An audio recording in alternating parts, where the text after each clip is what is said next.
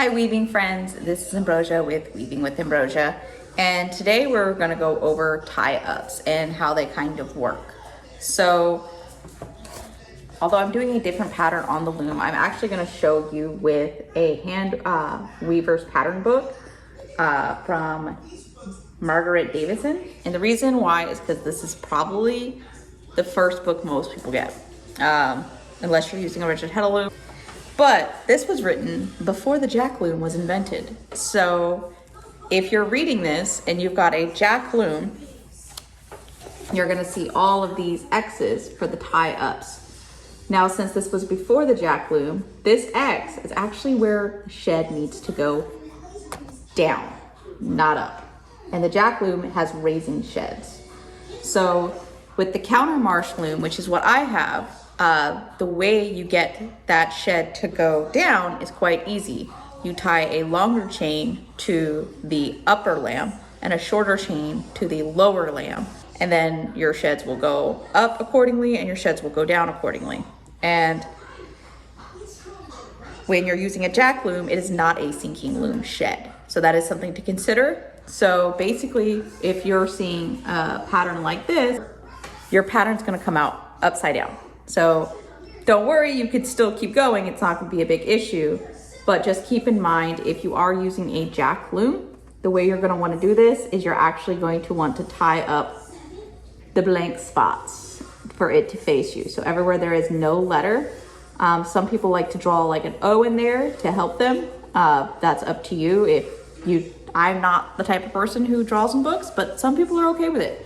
So just keep that in mind, and I'll kind of show you a little closer up so you can see better which ones you'll be doing. All right, so I'm gonna go ahead and use this stick to kind of try to help keep line of where we're at. So when you look at this, you can see we have right here, this is going to be your first treadle, and this is going to be heddle 1, so the closest one to the treadle, heddle 2, heddle 3, heddle 4. So when you are doing a counter marsh loom, this is going to be tied to a longer chain on your lamb. These two that are blank are going to be a lower chain, and this one that is an X is also going to be a longer chain to the upper lamb, which I'll show you on my loom in a different pattern. Now, if you were doing a jack loom, that is going to be something that you are actually going to tie up the two blank spaces, or else your pattern will come out upside down, as I was saying earlier. So that's how you keep track. So everywhere, this is heddle 1, 2, 3, 4, and then so on. So if you have 8, it'll be 1, 2, 3, 4, 5, 6, 7, 8. And then these lines right down here are going to be which treadle. So it'll be treadle 1, 2, 3, 4. And if there's more, it will continue on in that pattern. And that's how you keep track and understand, so you can read the tie up. So since that is the book that people use the most often, that's why I wanted to show it. Many other books will actually just say whether this was done on a jack loom or a counter marsh or a counterbalance loom. So then you kind of know how to tie it up. And I will just say either way, don't stress too much. If it looks like you're seeing something a little bit different, I would take my phone or a mirror and I would put it under to look at my warp, and it will probably look exactly like the picture. And the reason for that is sometimes books just don't note if they are done on a sinking shed or a raising shed. And if you set it up for a sinking shed when it was patterned on a raising shed, it's gonna come up face down. So you'll have the back of the weaving here and the actual design down here. And if it was the other way, it's the same thing. So don't ever let that stress you out. Just take a mirror, shine it under, you're gonna be okay. But that's how you read a draw up, so don't let it intimidate you. That's what all those little lines mean. And then of course, the other lines are telling you which order to treadle in. So here's a book are another pattern right here.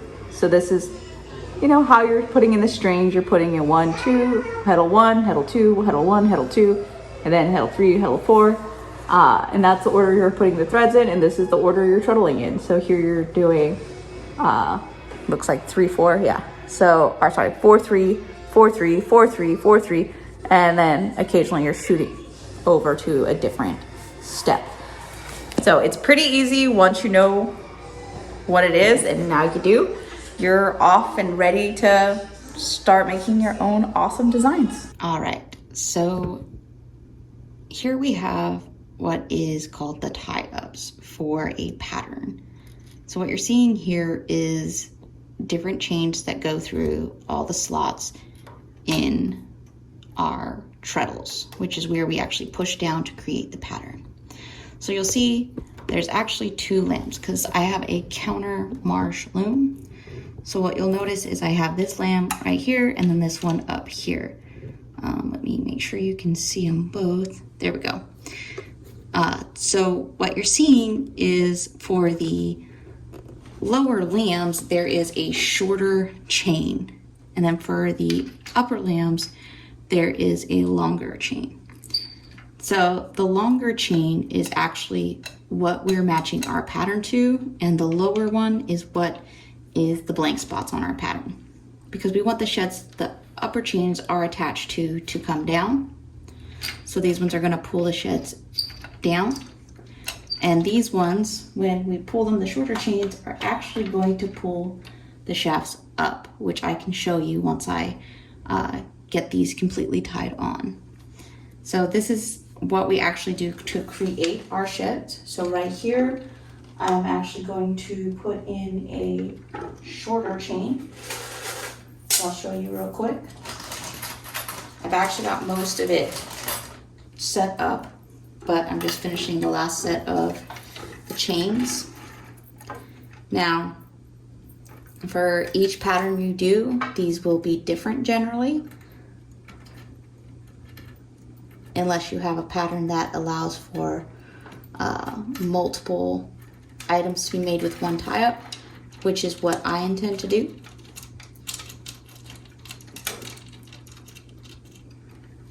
So then I come in here with this little metal piece, push it through, and I put it in this hole as it comes down.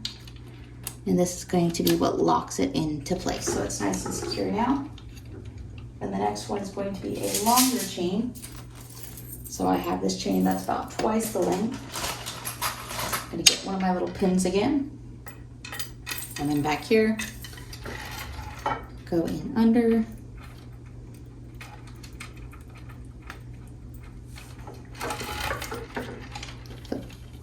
Go in up through this one. And then I'm gonna come up here to this hole.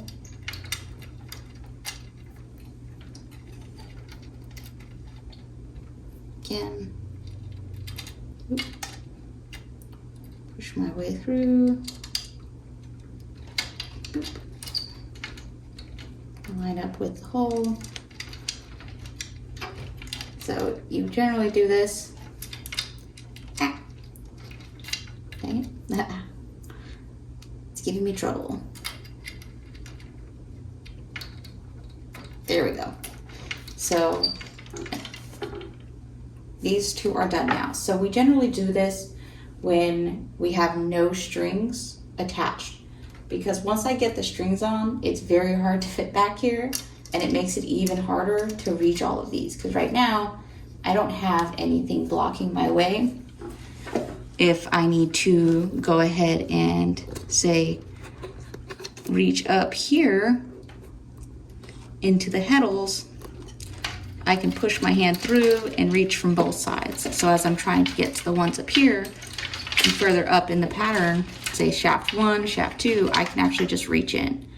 But if there's threads here, I can't do that. So I'm having to try to do it all from under here, which is extremely difficult. But I will show you and how the lambs are moving in just a minute.